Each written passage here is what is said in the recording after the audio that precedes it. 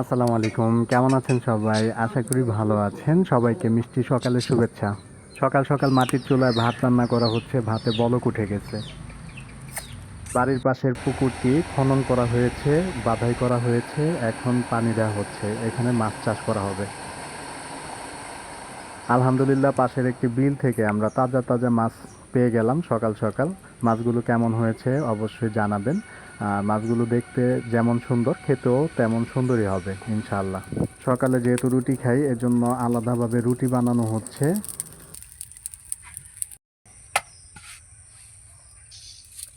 মাটির চুলায় রান্না করা খাবার অসাধারণ সুস্বাদু হয়ে থাকে। গ্যাসের চুলায় ওরকম মজা পাই না। আমরা যারা ঢাকায় থাকি তারা তো গ্যাসের চুলায় খেতে খেতে এখন মাটির চুলায় যখন আমি একটু খাবার পাই তখন কিন্তু অনেক সুস্বাদু লাগে। ডিম পোচ করা হয়ে গেছে, ভাজাও হয়ে গেছে, এখন খাবারের পালা। ভিডিওটি ভালো লাগলে লাইক কমেন্ট শেয়ার দিয়ে পাশে থাকবেন। ধন্যবাদ সবাইকে।